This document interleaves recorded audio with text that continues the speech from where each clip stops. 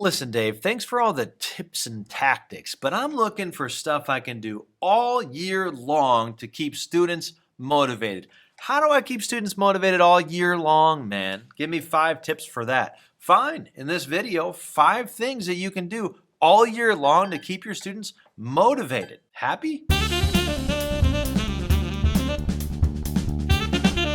All right, before we get into the 5 tips, let me just be very clear on something. You do not control student motivation. You don't control it. You're not omnipotent. You failed the How to Be a God class that you took before being born. You're not a God. You don't control the hearts of humans, but you absolutely are the weather of your classroom. You are the cultural beacon. You are the cultivator of the gardens of your students' hearts while they are with you. So before you start saying, well, Dave, what about home life? I'm not talking about home. I'm talking about while they're with you in class. There are things that you can do that cultivate student motivation. So these 5 things are meant to do that. They are not going to force your students to be motivated to care about the work of learning, but they are going to over time cultivate this care inside of their hearts. Thing 1, connect with each student regularly in 2 domains, the personal and the academic. If you are a physical education teacher, this means having a clipboard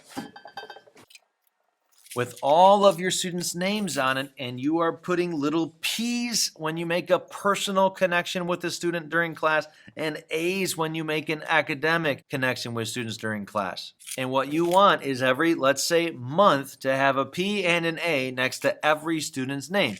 Dave, it's phys ed, it's not academic. I'm talking about your discipline. So you talk to them about what you're seeing in terms of their effort, in terms of their growth, in terms of their risk taking. You give them feedback from an expert physical education teacher, because I got to tell you, compared to your students, you're an expert physical education teacher. They are not as good at physical education as you. They do not understand pedagogy. They do not understand what it looks like to improve. They don't understand how to differentiate wisely in phys ed. You do. So if what I'm saying sounds familiar, it's tracking attempted moments of genuine connection. Strategy number 1 of 10 in my book on student motivation. I think it's a big deal that tons of us miss, because tons of us don't print out a doggone roster and keep track of these connections. Number 2, regularly model what you're after. There is no learning conducive behavior too minor to model for students, to show them exactly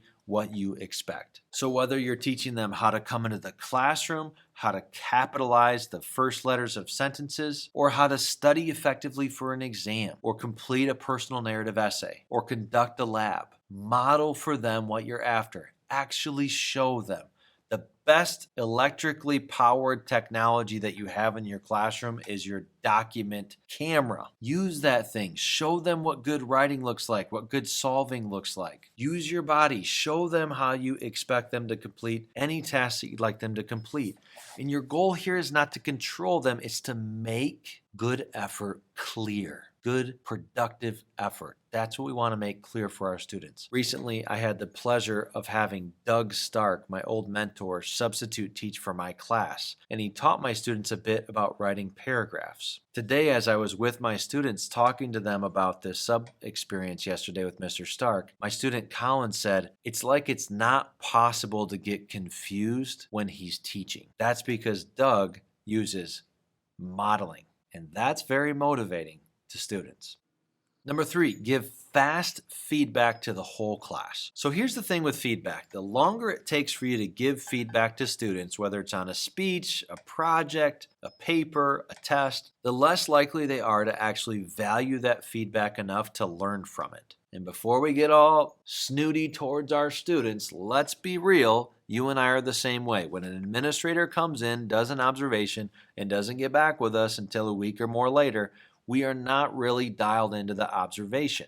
It's frustrating to us. It's annoying. It's hard to use their feedback to improve. We need it fast. Often our students lack fast feedback though, because teachers think, well, I have to write a comment on every single paper. I have to fill out a rubric for every single student. I have to do all this stuff. No, don't. Instead, just make a note for yourself. The next time you're watching your students work, The next time you're grading their test, the next time that you have a stack of papers, read the first 10 and just write down 3 things that are working, 3 things that are not. Up to 3 things for each, because if you give more feedback than that, you're going to lose them. It's too much. And then the very next day, have them take out a fresh page of their spiral notebook and write down these things that you observed. Show models of what is an example of this good thing that you saw and what is not an example of this good thing that you saw. This will be way more effective than individual feedback that comes a week later, and it will help your students take seriously what they're doing. Number 4, normalize struggle. You need to create regular experiences in your classes where all students experience difficulty.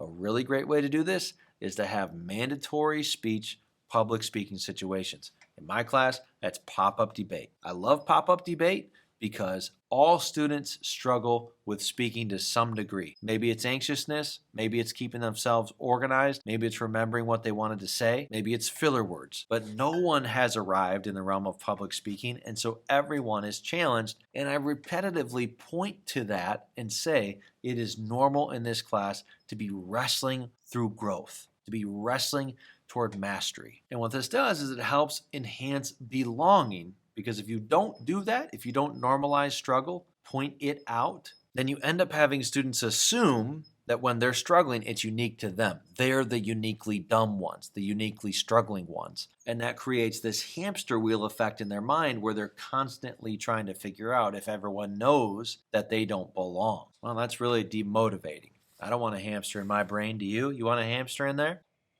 Number 5, define success. Do this often. Paint a picture for them of what your whole class is about. That's an Everest statement. In my class, we're all about growing in our knowledge of the world, of ourselves, and of how to flourish long term. In my English classes, we're always growing into better thinkers, readers, writers, speakers, and people. I talk to my students about this repeatedly because I want to make sure they understand what big picture success is. Smaller picture success, frame it as growth. It's growing toward mastery. That word toward is key. I once had a principal in Utah named Diane Wanamaker who said to me, I think just one word is all we need next year. Toward. I like that. That's a good, universally relevant definition of success. It's way bigger than grades or achievement scores, and it's way more motivating. So these are 5 things that you can do all year long that are going to help your students to stay motivated. It's going to grow in them this care that comes from your credibility, from value, from effort, efficacy, and belonging. If you got other things that help, put them in the comments. I'd love to hear. But until next time, take care.